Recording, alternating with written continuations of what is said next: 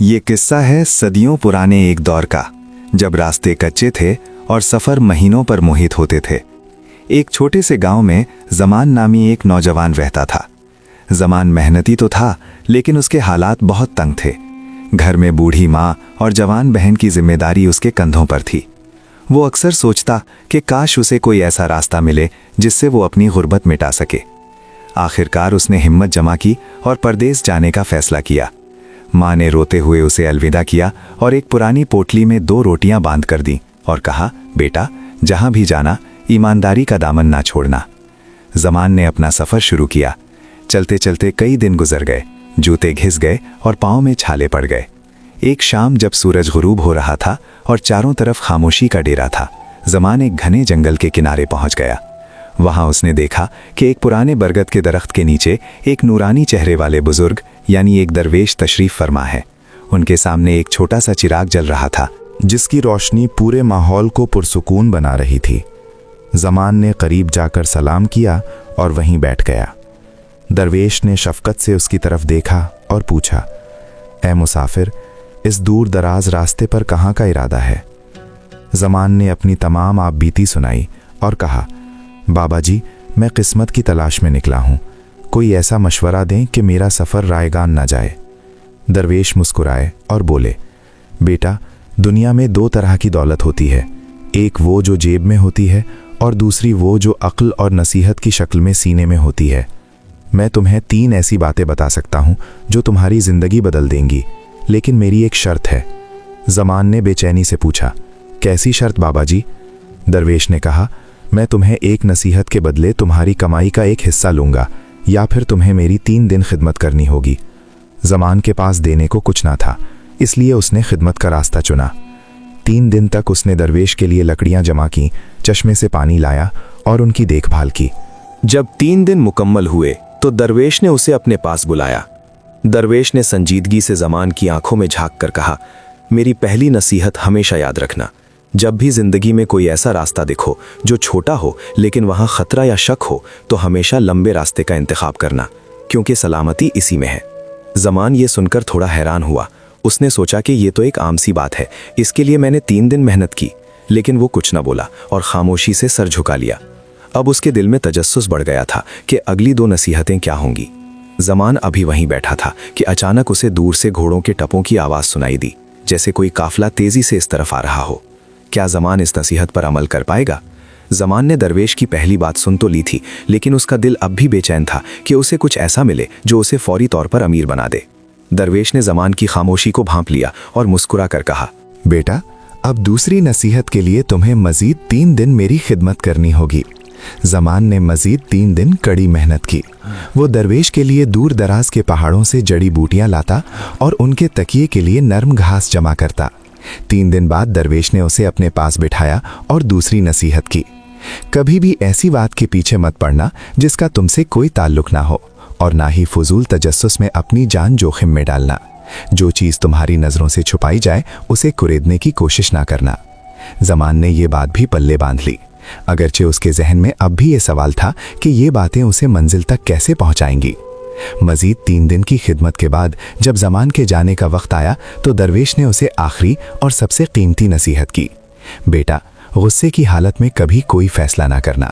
जब शदीद गुस्सा आए तो अमल करने से पहले थोड़ी देर ठहर जाना और अपने गुस्से को पी जाना, क्योंकि गुस्से में किया गया काम जिंदगी भर का पछतावा बन जाता है। दरवेश ने ज़मान को एक सूखी हुई रोटी दी और कहा, ये रोटी उस वक्त खाना जब तुम अपने घर की दहलीज पर पहुंच जाओ। ज़मान ने वो रोटी शुक्रिया के साथ ली, दरवेश के हाथ चूमे और अपनी मंजिल की तरफ रवाना हो गया। ज़मान अब एक बड़े शहर की तरफ जा रहा था।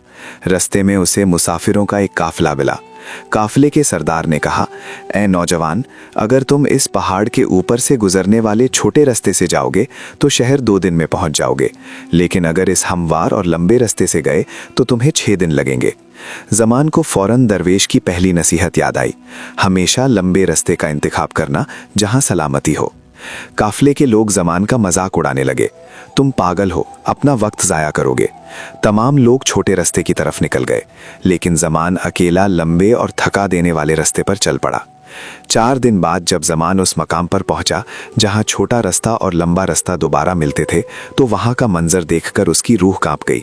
वहां डाकुओं ने पूरे काफले को लूट कर कत्ल कर दिया था और हर तरफ तबाही फैली हुई थी। जमान की आंखों में आंसू आ गए। उसने वहीं सजदा किया और दरवेश का शुक्र अदा किया, जिसकी एक नसीहत ने आज उसकी जान बचा ली थी। सफ़र जारी रखते हुए जमान एक ऐसी बस्ती में पहुंचा जहां के लोग बहुत अजीब थे। वहां उसे एक आलाशान हवेली में पनाह मिली, लेकिन इस हवेली का मालिक रात के वक्त एक कमरे में जाता और वहां से अजीब व गरीब आवाज़ें आतीं। जमान का जी चाहा कि वो खिड़की से झांक कर देखे कि वहां क्या हो रहा है, लेकिन जमान खिड़की के पास पहुंच चुका था। लेकिन अचानक उसे दरवेश की दूसरी नसीहत याद आ गई। क्या वो अपने तजस्सुस पर काबू पा सकेगा? इस हवेली का राज क्या था और वो सूखी रोटी उसे कहाँ ले जाएगी? ज़मान इस आलीशान हवेली के इस पुरअसरार कमरे के बाहर खड़ा था, जहां से खौफनाक और अजीब आवाज़ें आ रही थीं। उसके अंदर का इंसान उसे उकसा रहा था कि बस एक बार झांक कर देख ले कि अंदर क्या है। लेकिन जैसे ही उसने खिड़की के पट को हाथ लगाया, उसे दरवेश के अल्फाज याद आ गए, जो चीज़ तुम्हारी नज़रों से छुपाई जाए उसे कुरेदने की कोशिश ना करना। ज़मान ने फ़ौरन अपना हाथ पीछे खींच लिया और वहाँ से हटकर अपने कमरे में जाकर सो गया।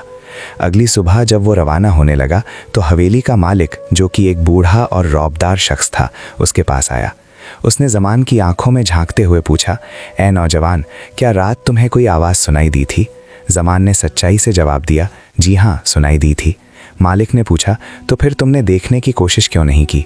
ज़मान ने जवाब दिया, मेरे उस्ताद ने मुझे नसीहत की थी कि जिस बात से मेरा ताल्लुक़ ना हो उसमें तजस्सुस ना दिखाऊं। ये सुनकर बूढ़ा शख्स मुस्कुराया और उसकी आंखों में नमी आ गई।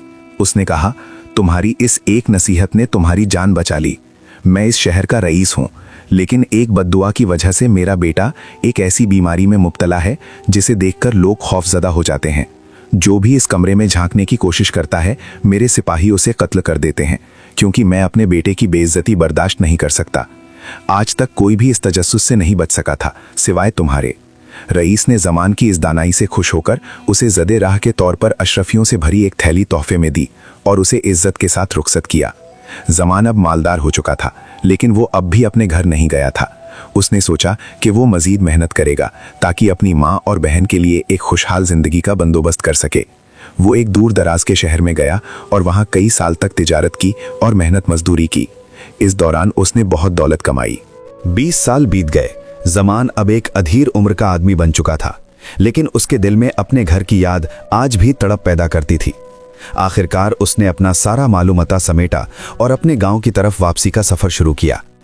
कई महीनों की मुसाफत के बाद एक अंधेरी रात को ज़मान अपने गांव पहुंच गया। उसका दिल जोर जोर से धड़क रहा था। वो खामोशी से अपने पुराने घर की दीवार के पास पहुंचा और सहन में झांका। वहां का मंजर देखकर उसके पैरों तले से जमीन निकल गई।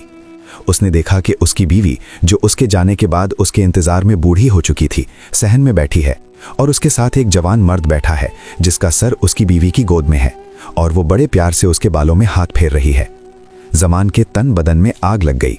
उसने सोचा, मैं 20 साल तक इनके लिए खून पसीना एक करता रहा और यहाँ ये माजरा है। गुस्से और गैरत के मारे उसने नियाम से तलवार निकाली और इरादा किया कि अभी अंदर जाकर दोनों का किस्सा तमाम कर दे।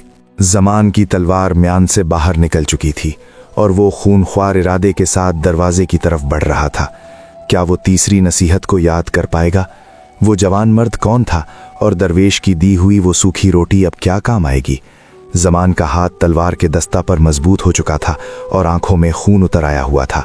वो जैसे ही कमरे की दहलीज पार करने लगा, अचानक उसके कानों में दरवेश की वो धीमी और पुरवकार आवाज़ गूंज उठी, बेटा, गुस्से की हालत में कभी कोई फैसला न करना, अमल करने से पहले थोड़ी देर ठहर जाना। ज़मान के कदम वहीं रुक गए। उसने एक लंबा सांस लिया, अपनी आंखें बंद की और ख़ुद को काबू में करने की कोशिश की। उसने सोचा, अगर ये सच है तो ये कल भी सच रहेगा, लेकिन अगर मैंने आज जल्दी में खून बहा दिया तो ये दाग कभी नहीं धुलेगा। उसने तलवार वापस म्यान में डाल दी और खामोशी से घर के बाहर एक दरख्त के नीचे बैठकर सुबह का इंतजार करने लगा। सुबह हुई तो ज़मान ने हिम्मत जमा की और घर का दरवाज़ा खटखटाया। उसकी बीवी ने दरवाज़ा खोला। 20 साल की जुदाई ने दोनों को बूढ़ा कर दिया था।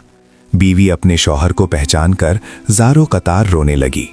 जमान ने सर्द लहजे में उस जवान की तरफ इशारा किया जो अब बेदार हो चुका था और पूछा, ये कौन है? बीवी की आंखों में खुशी के आंसू चमक उठे। उसने कहा, ऐ मेरे सरताज, ये आपका बेटा है। जब आप गए थे तो ये मेरे पेट में था। आपके जाने के बाद ये पैदा हुआ। मैंने इसे आप ही की याद में पाला है और आज ये जवान होकर बिल्कुल आप जैसा दिखता है। जमान के पांव तले से जमीन निकल गई। वो कांपते हुए अपने बेटे से गले मिला और ज़ारो कतार रोने लगा। उसने आसमान की तरफ देखकर खुदा का शुक्र अदा किया कि अगर वो रात को गुस्से में आकर फैसला कर लेता तो आज अपने ही हाथों अपने लख्ते जिगर का लहू बहा चुका होता। जब सब बैठे बातें कर रहे थे तो जमान को दरवेश की दी हुई वो सूखी रोटी याद आई। उसने अपनी पोटली से वो रोटी निकाली और कहा, आओ आज हम सब मिलकर बरकत के लिए ये रोटी खाते हैं जो मुझे एक अल्लाह वाले ने दी थी। जैसे ही जमान ने वो सूखी रोटी दरमियान से तोड़ी, उसके अंदर से एक एक करके चमकदार हीरे और जवाहरात गिरने लगे। जमान और उसका खानदान हैरत ज़दा रह गया। रोटी के अंदर एक छोटा सा कागज़ का टुकड़ा भी था जिस पर लिखा था, ए मुसाफिर, ये तुम्हारी इस 9 दिन की खिदमत का सिला है जो तुमने बेगर्ज होकर की थी। याद रखना, नसीहत की कीमत हीरो से ज़्यादा होती है, क्योंकि हीरे दुनिया खरीद सकते हैं मगर नसीहत ज़िंदगी बचाती है। जमान अब ना सिर्फ मालदार था बल्कि उसके पास दानाई की वो दौलत थी जो उसने ठोकरें खाकर और सब्र करके हासिल की थी। उसने अपनी बाकी ज़िंदगी अपने ख़ानदान के साथ सुकून से गुजारी और हमेशा दूसरों को यही सिखाया कि शॉर्टकट के बजाय सलामती का रास्ता चुनो, फजूल तजस्सुस से परहेज़ करो और गुस्से को पी जाना ही असल बहादुरी है। दोस्तों, ये कहानी हमें सिखाती है कि बुजुर्गों की नसीहत और सब्र इंसान को हलाकत के गड्ढे से निकलकर कामयाबी की बुलंदियों तक पहुंचा देता है। दोस्तों, मजीद मॉरल स्टोरी सुनने के लिए हमारे चैनल को सब्सक्राइब कर लें और बेल के आइकन को दबा दें ताकि हर आने वाली न्यू वीडियो सबसे पहले आप तक पहुंच सके। कमेंट्स में बताइएगा कि वीडियो कैसी लगी।